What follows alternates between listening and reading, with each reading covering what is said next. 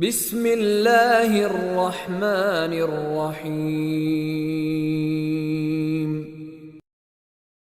Jauh berjalan banyak dilihat, dan pengalaman adalah guru yang paling bijaksana. Pantang seorang muslim jatuh 2 kali di tempat yang sama. Hari ini lewat sini jatuh, pantas belum pengalaman. Besok lewat situ lagi jatuh lagi, goblok amat. Si amat saja tidak goblok. Kita mau bicara keagungan Ramadan yang ditandai 3 hal. Pertama, Ramadan dipilih oleh Allah menjadi bulan tempat di mana pertama kali diturunkan Al-Quranul Karim, kitab suci kita, imam kita, pedoman utama dalam melaksanakan berbagai kegiatan hidup. Pertama, ia berisi akidah yang tujuannya menyelamatkan manusia dari ketergantungan kepada benda, menyelamatkan manusia dari kemusyrikan, baik syirik yang jali maupun syirik yang khafi. Syirik jali itu syirik terang-terangan, nyata-nyata menyembah berhala, nyata-nyata meyakini Tuhan lebih dari satu. Kalau gitu insya Allah kita aman. Tapi ada syirik khafi, syirik yang tersembunyi, menjadikan yang selain Allah sebagai tujuan akhir dari seluruh kegiatan hidup. Itu syirik khafi. Saya sejak pakai cincin ini rezeki lancar. Cincin. Saya sejak pakai gesper ini, jangan anak gadis, nenek-nenek ngelihat saya lemes. Gesper. Ini sejak ada perkutut di rumah ini, bisnis bagus. Perkutut.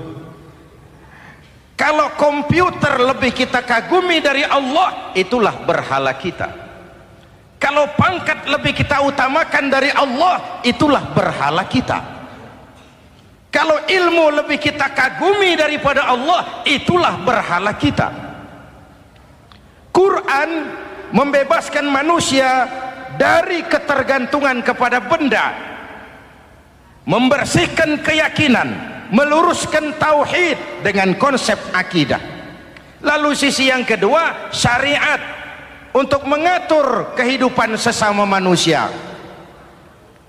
Selama ini kalau mendengar syariat, yang terbayang oleh kita kan yang serem-serem, dan memang diopinikan sedemikian rupa. Padahal watak syariat itu pertama, al-musawat bainan nas fi takalifil ahkam. Ini watak syariat Islam. Semua manusia sama dalam berhadapan dengan hukum Allah. Semua manusia sama. Bukankah ini yang kita perjuangkan dengan tuntutan keadilan? Supaya di republik ini jangan ada warga negara kelas 1. Supaya di republik ini jangan ada yang kebal hukum. Supaya di republik ini hukum jangan seperti pisau, tajam ke bawah tapi tumpul ke atas. Syariat mengajarkan al-musawat bainan nas fi takalifil ahkam. Semua manusia sama dalam berhadapan dengan hukum Allah. Ketika mengajarkan orang beramal, Rasulullah kepada putri kesayangan beliau sendiri berkata, "I'mali ya Fatimah, i'mali fa inni la ughni anki minallahi syai'a." Fatimah, beramal kau. Fatimah sholat, Fatimah puasa, Fatimah haji. Kalau kau tidak beramal, aku ayahmu Rasulullah tidak akan sanggup membelamu di akhirat nanti. Inilah watak syariat. Tidak mentang-mentang anak kesayangan lalu ada jaminan, sudah Fat, kamu nggak sholat nggak apa-apa, nanti di akhirat ada papi. Tidak. Semua manusia sama dalam berhadapan dengan hukum. andai kata Fatimah putri Muhammad mencuri, tidak usah orang lain, Muhammad sendiri yang akan memotong tangannya. Bukankah keadilan macam ini yang kita harapkan? Cuma sayang, selama ini banyak kita mengenal Islam seperti orang buta kenal gajah. Ada 3 orang buta dilepas ke kebun binatang, disuruh kenal gajah. Saya yakin laporannya lain-lain. Orang buta pertama bilang, Pak, gajah tipis lebar kayak kipas. Kenapa? Dia baru pegang telinganya. Orang buta kedua ngotot, goblok itu Pak. Yang betul saya, gajah kecil panjang kayak ular. Kenapa? Yang dia pegang ekornya. Orang buta ketiga lebih marah, dua-duanya tolol Pak. Yang betul itu saya, gajah tinggi besar seperti pohon kelapa, karena yang dia pegang kakinya. Beginilah kita mengenal Islam, seperti orang buta kenal gajah. Frame of reference, kacamata pandangannya tidak total. Baru kenal kaki gajah sudah sok tahu gajah. Baru kenal telinga gajah sudah sok kenal gajah. Kemana-mana pidato, saudara-saudara, gajah tipis lebar kayak kipas. Buat orang yang belum kenal gajah, dia menyesatkan. Buat orang yang sudah tahu gajah, senyum di kolom. Oh, kau baru kenal kupingnya kok. Begitulah kadang-kadang kita baca Quran, ayatnya yang keras, kesannya Islam itu sangar, Islam itu sadis, Islam itu perang. Di sisi lain ada yang adem, sejuk, lalu lahir generasi feminim. Buat saya yang terpenting semua kita perlu. Rasul mengajarkan, la takun ratban fatuksara wala yabisan fatuksara. Jangan lemah, nanti kau diinjak orang, tapi jangan keras, nanti kau dipatahkan orang. Hadirin yang saya hormati, lalu syariat juga punya at-tadrij fit tasri', tahapan dalam melaksanakan syariat. Oleh karena itu, Ramadan yang keagungannya ditandai dengan turunnya Al-Quran harus jadi momentum kembalinya kita kepada Al-Quran. Quran itu imam, kita ini makmum. Saya mau tanya, imam ikut makmum apa makmum ikut imam?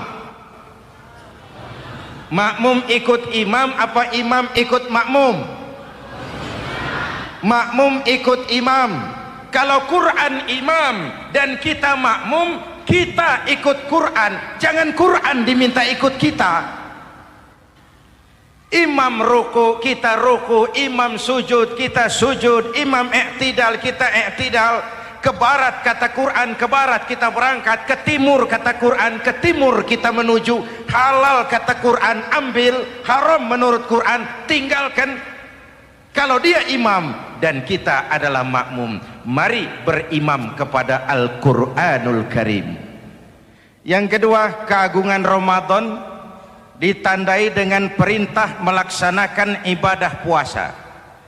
Para ulama menyebut puasa itu ibadah sirriyah, ibadah rahasia, ibadah abstrak, tidak ada unsur sugesti. Kalau kita sholat, orang lihat. Kita sedekah, orang tahu. Kita pergi haji, satu kampung nganter. Kita puasa, cuma kita dan Allah. Pura-pura sholat, ketahuan Pak. Pura-pura sedekah, nggak bisa dong, apa yang disedekahin. Pura-pura haji, kemana perginya? Tapi pura-pura puasa, gampang. Keluar rumah, bibir lap yang kering, jalan lemesin dikit, ada angin miring, lemes amat, puasa. Sirriyah, abstrak. Ibadah lain bisa dinilai, wah itu teman kita sodakohnya berani ya. Kok tahu kamu? Kelihatan dari jumlahnya. Itu sholatnya khusyuk ya. Kok ngerti kamu? Kelihatan dari geraknya. Tetangga sebelah itu rasa-rasanya hajinya mabrur ya. Kok ngerti kamu? Kelihatan dari tingkah lakunya setelah pulang haji. Kalau yang sebelah lagi itu Haji Tomat. Di Mekah tobat sampai kampung kumat. Ibadah lain kelihatan bisa dinilai, tapi puasa tidak bisa dinilai. Belum pernah saya dengar orang bilang, teman kita puasanya mantap betul ya. Kok tahu kamu? Beludah terus. Nggak ada hubungannya. Oleh karena puasa ibadah sirri, ibadah abstrak, maka yang terbentuk dari ibadah ini pertama keikhlasan. Ini sikap hidup yang paling penting. Orang lain mau puji atau tidak bukan soal, orang lain mau dengar atau tidak bukan soal. Ini urusan saya dengan Allah. Dari ibadah sirri seperti ini terbentuk keikhlasan, dan itu penting. Penyakit yang namanya stres lalu menjadi stroke itu umumnya karena orang kehilangan keikhlasan. Tetangga sebelahnya beli TV, dia demam, panas dingin. Temannya naik jabatan, dia masuk rumah sakit. Temannya beli rumah, dia mati. Disiksa oleh perasaannya sendiri. Marilah hidup dengan ikhlas. Beramal ikhlas. Saya menyantuni yatim bukan karena disorot TV, bukan karena masuk majalah, bukan karena dimuat koran, karena Allah. Berpakaian ikhlas. Saya berpakaian ini karena perintah Allah menutup aurat, bukan karena tuntutan Ramadan.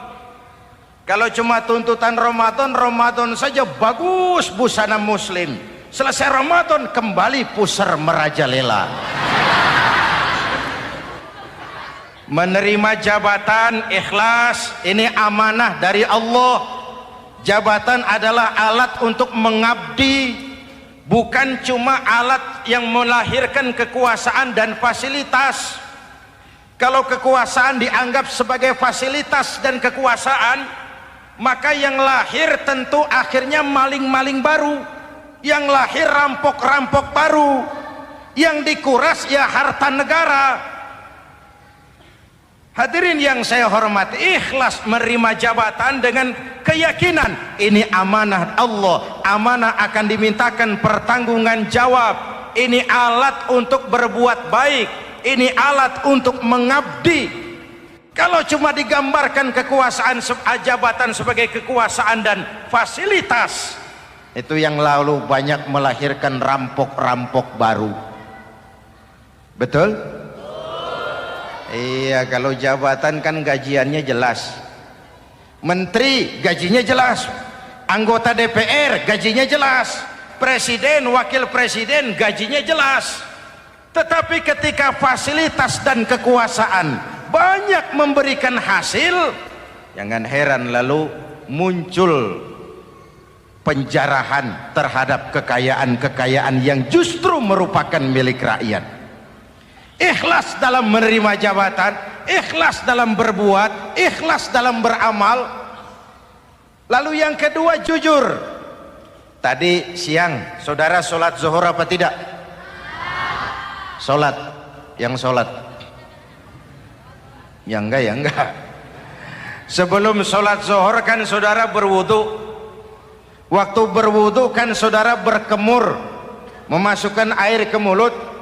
Umpama waktu berkemur saudara korupsi, dikit saja airnya saudara minum, jangankan hansip, jangankan satpam, jangankan polisi, teman sebelah pun tidak tahu kalau waktu berkemur kita korupsi.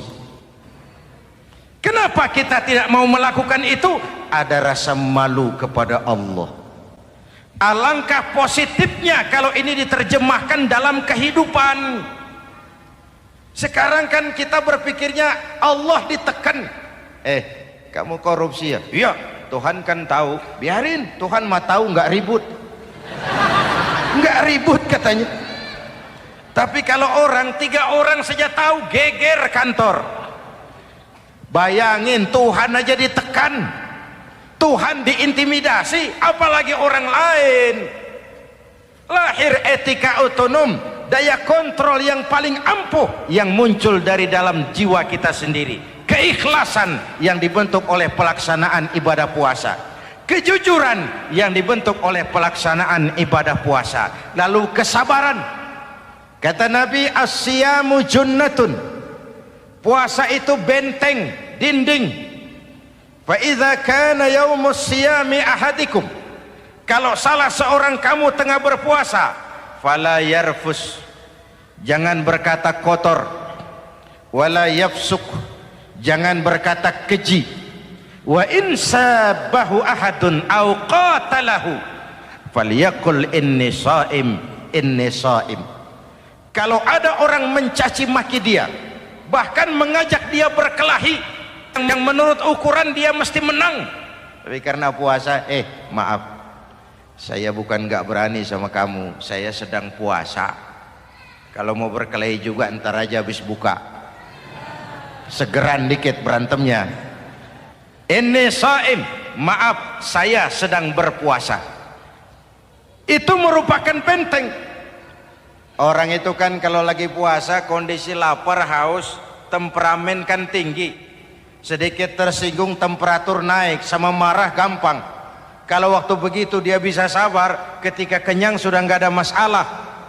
Sabar baik dalam taat kepada Allah, sabar dalam melaksanakan perintahnya, sabar dalam meninggalkan larangannya, dan sabar di dalam menghadapi musibah, kesulitan-kesulitan dalam kehidupan kita. Hadirin, kalau ibadah berpuasa kita baik, kita yang malam ini pasti bukan kita 20 hari yang lalu. Kita yang malam ini, kita yang sudah ditempa oleh penggojologan Ramadan, ditempa oleh kawah candra di mukanya Ramadan, sehingga membias dalam pembentukan pribadi.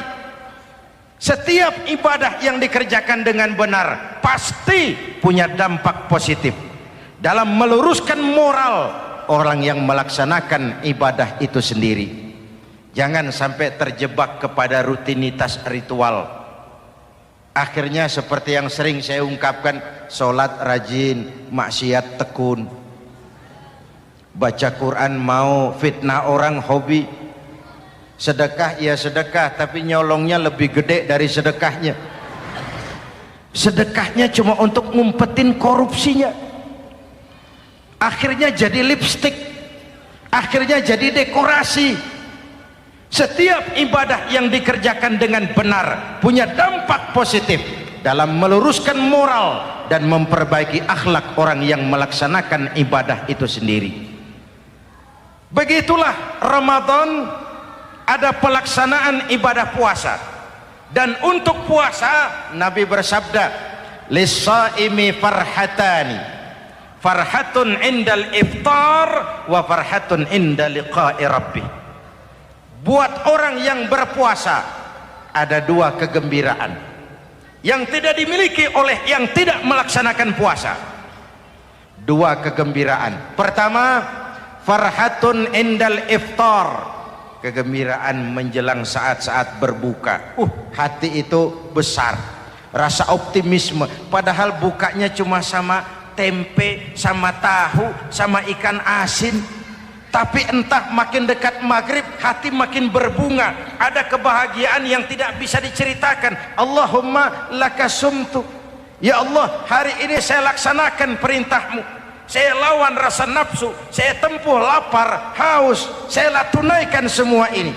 Itu kegembiraan yang puasa. Yang kedua, wa farhatun inda liqa'i rabbih, kegembiraan kedua nanti di akhirat pada saat bertemu dengan Allah Subhanahu wa ta'ala. Masuk surga nikmat, bertemu Allah jauh lebih nikmat. Hadirin yang saya hormati, bahkan di surga ada sebuah pintu yang khusus disiapkan bagi orang-orang yang melaksanakan puasa. Tidak bisa masuk ke pintu itu kecuali orang yang puasa. Dan pintu itu disebut pintu Rayyan, Babur Rayyan, pintu Rayyan, yang hanya boleh dimasuki orang-orang yang melaksanakan ibadah puasa. Hadirin, lalu yang berikutnya ibadah puasa ganjarannya abstrak. Kalau ibadah lain kita bisa lihat itu, sholat berjamaah pahalanya begini, haji kalau mabrur pahalanya begitu, sodakoh pahalanya begini. Puasa Allah cuma bilang asyamu li wa ana ajzibi, puasa untukku dan aku yang membalasnya. Berapa besar balasan Allah tidak diberitahu. Artinya apa? Kalau saudara kerja, mandor bilang, mas kau kerja sama saya, gajimu sebulan 5 juta, ketahuan sebulan 5 juta, kita kan bisa kong kaling kong, ada mandor rajin, tidak ada mandor kendor, pokoknya jatah 5 juta. Tapi kalau mandor cuma bilang, mas kau kerja sama aku, soal gajimu nanti aku yang atur, berapa besarnya nggak dikasih tahu. Aturan seperti ini harusnya membuat kita kerja lebih hati-hati. Sebab apa? Mungkin gaji kita sama saja 5 juta kalau kerja biasa-biasa, mungkin jauh lebih besar kalau pekerjaan memuaskan, mungkin tidak digaji sama sekali kalau pekerjaan sembarangan. Tidak dijelaskannya gambaran pahala puasa menjadi sugesti untuk melaksanakan ibadah puasa ini dengan sebaik-baiknya. Hadirin yang saya cintai, yang ketiga soal keagungan Ramadan ini. Di dalam bulan Ramadan ada satu malam yang bobotnya khairun min alfi syahrin. Satu malam tapi lebih baik daripada 1000 bulan, yang kita kenal dengan malam Qadar atau Lailatul Qadar. Sementara itu adanya pada sepertiga yang akhir dari bulan Ramadan, terutama di malam-malam ganjil. Di negeri kita lihat terjadi pergeseran nilai. Awal-awal Ramadan minggu pertama pasar sepi, masjid ramai, full house, meledak. Betul? Padahal Rasul memberikan contoh, kalau sudah masuk sepertiga yang akhir Ramadan, beliau sing-singkan lengan baju, hamparkan sajadah, lebih banyak di masjid daripada di rumah. Itu baginda Rasul. Sing-singkan lengan baju, hamparkan sajadah, lebih banyak di masjid daripada di rumah. Hadirin yang saya hormati, di situ makna meraih kemenangan. Karena itu lebaran lain dengan Idul Fitri. Lebaran siapa saja boleh ikutan, tapi Idul Fitri milik orang yang melaksanakan ibadah Ramadan dengan baik. Nah, saya kembali kepada Lailatul Qadar. Semua kita, kecil atau besar, sengaja atau tidak, khilaf atau terpaksa, pasti punya yang namanya dosa. Di sini semua yang hadir nih, include saya, apa ada yang tidak punya dosa? Ayo, jujur. Apa ada di antara kita di sini yang nggak punya salah? Apa ada yang nggak punya dosa? Setiap kita, kecil, besar, sedikit, banyak, terlupa, terpaksa, pasti punya salah. Sekarang kalau mau hitung dagang, kita diberi umur 65, 40 tahun penuh dosa, lalu taubat 25 tahun. Menurut neraca hukum dagang belum seimbang. Dosa 40 tahun ditebus taubat 25 tahun. Menurut neraca hukum dagang. Untung Allah tidak dagang-dagangan kepada kita. Di Ramadan ini Allah ngobrol pahala. Di Ramadan ini Allah membuka pintu rahmah yang seluas-luasnya. Sampai-sampai ada hadis qudsi, "Lau amiltumul khataya hatta mala'atis sama thumma nadimtum fataballahu alaikum." Kalaupun kamu berbuat dosa, penuh langit dengan dosamu, kemudian kamu menyesal dan bertaubat, Allah pasti akan menerima taubatmu. Hadirin yang saya hormati, inilah momentum Ramadan, saat dimana kita melakukan pemutihan diri. Masih ingat cerita dalam kitab Durratun Nasihin, Saya ulang lagi cerita ini untuk sugesti. Ada bajingan tengik pernah membunuh 99 orang. Satu saat hidayah datang kepadanya, terniat ingin bertaubat. Dicarinya seorang ustadz, ketemu ustadz kepala ngajar. Ustadz, ya, apa? Saya mau taubat, diterima apa tidak taubat saya? Emangnya dosa kamu apa? Saya pernah membunuh 99 orang, Ustadz. Ustadznya melotot. Wih, banyak amat. Enggak segampang itu nyawa hak prerogatif Allah. Cuma Allah yang berhak ngambil. Membunuh tanpa alasan yang benar, dosa besar. Dosamu kelewat banyak, Mas. Enggak bisa. Dia vonis lebih dulu kayak surga milik bapak moyangnya. Ini preman kita pikir ini ustadz saya niat baik-baik ngomongnya nggak enak. Daripada 99 tanggung. Saya lempengin aja nih urusan dah. Dibabat lagi ustadz. Tamat. Selesai. Pas. Cepet. Niat taubatnya masih terus. Dia mengembara sampai ketemu seorang ustadz yang bijak. Waalaikumsalam Ustadz. Assalam. Ada apa? Ustadz, saya mau taubat, diterima apa enggak sih? Oh, sebelum mentari terbit dari sebelah barat, sebelum nafasmu sampai di tenggorokan, Allah akan menerima taubatmu.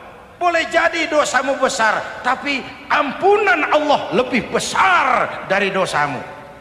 Begitu Ustaz. Iya. Cuman ngomong-ngomong dosamu apa sih? Ustaz, saya sih tadinya cuma bunuh 99 orang. Terus ada Ustaz ngomongnya nggak enak. Jadi saya cukupin 100. Oh, taubatmu diterima asal benar-benar. Cuma begini saja, kampungmu kampung brengsek tuh, lingkunganmu nggak sehat. Kalau kau pulang ke sana lagi, niat taubatmu bisa lentur dan luntur. Kamu pindah saja, hijrah ke kampung lain yang lebih baik. Baik Ustadz, makasih. Wah, ngepak koper, pindah. Belum sampai ke kampung yang dituju, ajal datang merenggut nyawa. Ketika ruh keluar dari jasad, ini malaikat rahmah dengan malaikat azab rebutan. Kata malaikat rahmah, ini jatah saya. Orang ini sudah taubat, tempatnya di surga. Kata malaikat azab, nanti dulu. Taubat sih taubat, 100 bagaimana urusannya? Bertengkar. Akhirnya Allah mengutus malaikat Jibril, kau adili. Kata Jibril, ukur sajalah mana yang lebih dekat, kampung yang dituju atau kampung yang ditinggalkan. Ketika diukur, kampung yang dituju lebih dekat dari kampung yang ditinggalkan. Kata Jibril, dia jatah malaikat rahmah, taubatnya diterima Allah.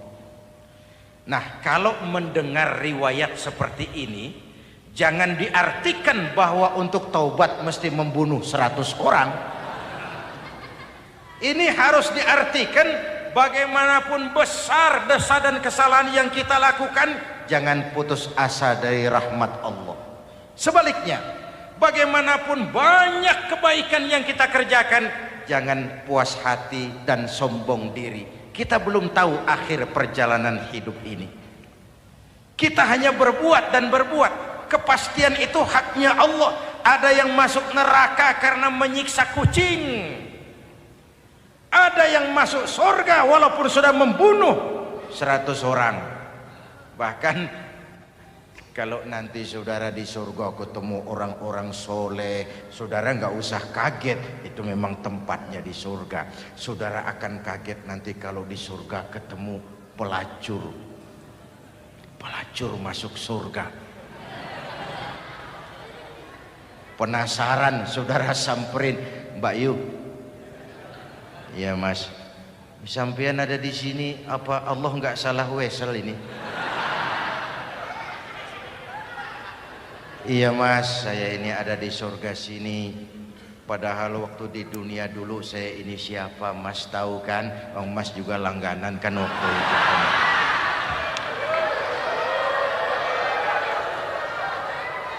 Tapi terus terang saja mas, waktu di dunia itu saya terpaksa betul. Sejak lahir saya sudah yatim piatu. Sejak kecil sudah yatim piatu. Ada tetangga saya muslim sedikit kaya, tapi pelitnya 17 setan. Akhirnya demi tuntutan perut saya merantau ke kota besar. Ada yang nolong, katanya kerjanya ringan, uangnya lumayan. Apa? Yaitu demi sesuap nasi saya lakoni. Satu malam saya lagi berangkat dagang, lewat masjid Baitul Ihsan, ada ceramah. Saya dengar dari jauh ustadznya pidato, katanya Allah berpesan, "Lau amiltumul khataya hatta mala'atis sama thumma nadimtum fataballahu alaikum." Kalaupun kamu berbuat dosa, penuh langit dengan dosamu, lalu kau menyesal dan bertaubat, Allah pasti akan menerima taubatmu. Mendengar hadis itu mas, berlinang air mata saya. Terbayang dosa-dosa yang pernah saya lakukan. Terbayang orang-orang yang pernah menanamkan modal asing.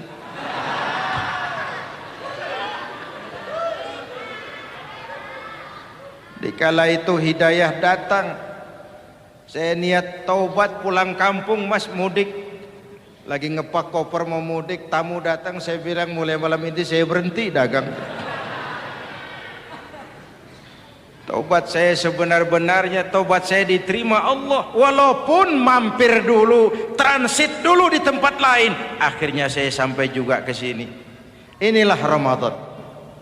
Orang baik bukan orang yang tidak pernah salah, karena tidak ada orang yang tidak pernah salah. Orang baik kalau dia berbuat salah, dia segera sadar, dijadikannya sebagai pelajaran untuk tidak diulanginya lagi di masa yang akan datang. Maka Nabi berpesan, tuba liman syaghalahu aibuhu an uyubin nas. Beruntung benar orang yang kekurangan dirinya menyebabkan dia sibuk sampai tidak sempat mencari-cari kekurangan orang lain. Tapi celaka benar orang yang terlalu sibuk mencari-cari kekurangan orang lain sampai lupa dengan kekurangan dirinya sendiri. Hadirin, karena itu menurut Al-Imamul Ghazali, Lailatul Qadar itu malam istimewa. Adanya pada sepertiga yang akhir di malam-malam ganjil. 21, 23, 25, 27, 29. Tetapi yang ingin mendapatkan Lailatul Qadar harus berjaga-jaga sejak awal Ramadan. Nggak bisa pakai ilmu ngancem. Wah ini 21 malam nih, nggak keluar-keluar dari masjid. 22 libur, 23 absen lagi. Nggak bisa seperti itu. Ingin mendapatkan Lailatul Qadar harus berjaga-jaga sejak awal Ramadan. 1000 bulan kira-kira 83 tahun. Rata-rata umur orang sekarang kita ini jarang yang sampai 83. Jarang. Kalau menyontoh Rasul jatah kita 63. 63. Hadirin yang saya hormati, sehingga dikatakan itulah fasilitas yang diberikan Allah kepada umat Muhammad ini. Walaupun umurnya relatif pendek, tapi amaliyahnya tidak kalah dengan umat zaman dulu. Benar, Nabi Nuh umurnya 950 tahun. Ibadah umatnya berarti panjang, tetapi mereka tidak ada Lailatul Qadarnya. Benar, Nabi Adam umurnya panjang, 2000 tahun, umatnya rata-rata sekian. Tetapi tidak ada nilai tambah yang diberikan Allah kepada mereka. Kita umat Muhammad ini umur relatif pendek, Kalau nyontoh Nabi 63 tahun. Betul. Tapi bayangkan ada Lailatul Qadar yang nilainya khairun min alfi syahrin, lebih baik daripada 1000 bulan, dan 1000 bulan 83 tahun. Kalau 10 tahun berturut-turut memanfaatkan Lailatul Qadar, maka artinya umur kita sudah sama dengan umur umat Nabi Nuh alaihi salam. Kualitas ibadahnya yang saya maksud. Tugas kita memanfaatkan peluang-peluang seperti ini dan mengisinya dengan berbagai kegiatan-kegiatan ibadah. Mumpung Allah menyediakan itu buat kita bersama. Tahun depan nggak ada jaminan kita ketemu Ramadan lagi. Karena itu mumpung senyampang ini diberikan kesempatan memasuki minggu-minggu 10 yang terakhir dari Ramadan, sing-singkan lengan baju, hamparkan sajadah, dan berusaha lebih banyak di masjid daripada di rumah. Hadirin yang saya hormati, dari pembicaraan singkat yang saya sampaikan, Ramadan menjadi agung oleh karena 3 hal. Pertama, ia dipilih menjadi bulan tempat di mana pertama kali diturunkan ayat-ayat suci Al-Quran. Karenanya Ramadan disebut juga sebagai Syahrul Quran, bulan Al-Quran. Karenanya Ramadan juga kita lebih intens memasuki kehidupan Al-Quran sebagai makmum dan kita sebagai imam. Jika Quran adalah imam dan kita adalah makmum, maka konsekuensinya makmum harus ikut imam, bukan imam yang ikut makmum. Yang kedua, keagungan Ramadan ditandai dengan pelaksanaan ibadah puasa. Setiap ibadah yang dikerjakan dengan benar pasti punya dampak dalam memperbaiki moral, meluruskan akhlak orang yang melaksanakan ibadah itu sendiri. Maka bulan suci Ramadan menjadilah kawah candra di muka, menjadi bulan training, bulan latihan. Saya sering ibaratkan, Mike Tyson masuk latihan, keluar latihan, tinjunya makin hebat. Hewitt masuk latihan, keluar latihan, tenisnya makin canggih.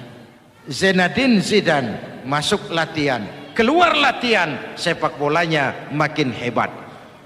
Kalau latihan tiap hari, main kalah terus, orang kan ngomong, buat apa latihan?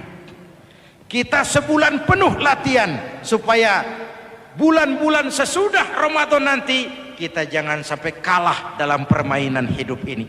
Hidup ini kan permainan. Ada yang sekarang ini main sebagai pedagang, main sebagai pejabat, main sebagai pengusaha, main sebagai seniman. Hidup ini permainan. Wa mal hadhil hayatud dunya illa lahwun wa la'ib. Ini cuma permainan. Senarionya sudah ditetapkan oleh sang sutradara Allah Azza wa Jalla. Ini permainan saja. Maka bermainlah sesuai dengan aturan main. Karena hidup memang permainan. Tapi jangan main-main. Walaupun ini permainan, bermainlah dengan benar. Jangan main-main. Kalau main-main, kalah. Sepak bola permainan, main-main kalah. Bulu tangkis permainan, main-main kalah.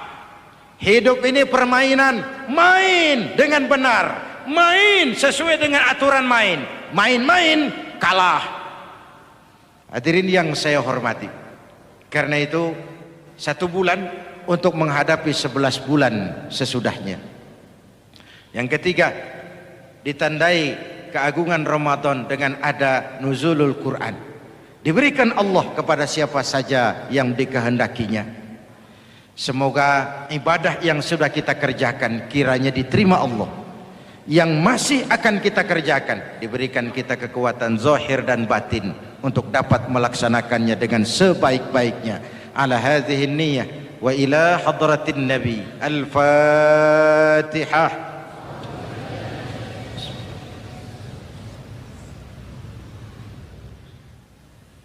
Bismillahirrahmanirrahim. Alhamdulillahi rabbil alamin. Allahumma salli wa sallim mubarak ala sayyidina Muhammadin wa ala alihi wa sahbihi ajma'in. Ya Allah, dengan sepenuh perasaan dan pengharapan, dalam segala kerendahan dan kelemahan, ampuni dosa kami, dosa ibu bapa kami, dosa saudara-saudara kami umat Islam. Kalau selama ini lebih banyak lalai kami dari ingat kami, lebih banyak keluhan kami dari syukur kami, lebih banyak marah kami dari sabar kami, tunjuki kami jalan-Mu yang lurus, yang apabila kami berpijak di atasnya, tidaklah kami akan tersesat buat selamanya. Ya Allah, karuniakan kepada kami rakyat dan bangsa Indonesia pemimpin-pemimpin yang takut kepadamu dan sayang kepada kami. Berikan mereka kekuatan zahir dan batin untuk dapat membawa kami rakyat dan bangsa Indonesia menapak menuju hari esok yang lebih pasti dan lebih baik. Rabbana hab lana min azwajina wa dhurriyyatina qurrata a'yun waj'alna lil muttaqina imama. Rabbana atina fid dunya hasanah وفي الآخرة حسنة وقنا عذاب النار. ربنا تقبل منا صلاتنا وصيامنا وقيامنا وتخشعنا وتعبدنا وتمم تقصيرنا يا أرحم الراحمين. ربنا اجعلنا من السعداء المقبولين ولا تجعلنا يا الله من الأشقياء المردودين. أفضل ما قلته أنا والنبيون من قبلي لا إله إلا الله.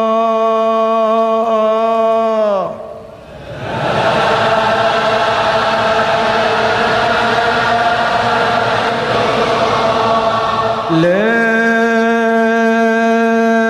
إله إلا الله.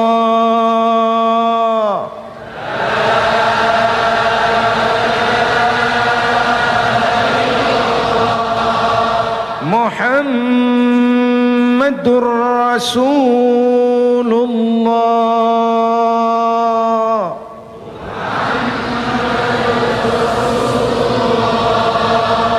Sallallahu alaihi wa alihi wasallam. Kalimatu haqqin 'alaiha nahya wa 'alaiha namut wa 'alaiha wa biha nub'atsu insyaallah minal aminin. Minal aminin. Minal aminin. Rahmatika ya arhamar rahimin. Sallallahu ala sayyidina Muhammad wa ala alihi wa sahbihi ajma'in. Subhana rabbika rabbil izzati amma yasifun. Salamun alal mursalin walhamdulillah rabbil alamin. Wassalamu alaikum warahmatullahi wabarakatuh.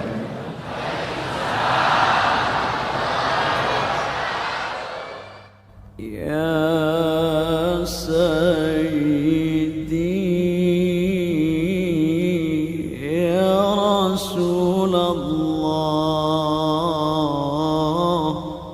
يا من له الجاه عند الله يا سيدي يا رسول الله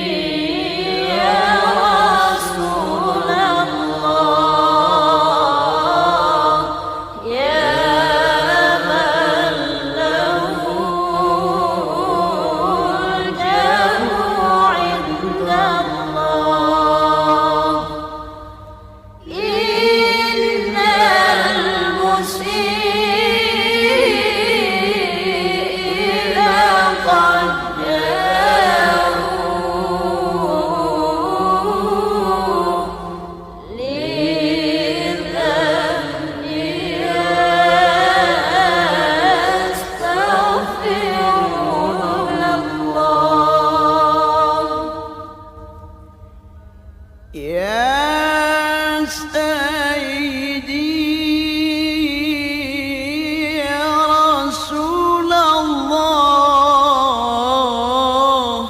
يا من له الجاه عند الله يا سيدي يا رسول الله يا من له الجاه عند الله إن المسيئين قد جاءوا لذنب يستغفرون الله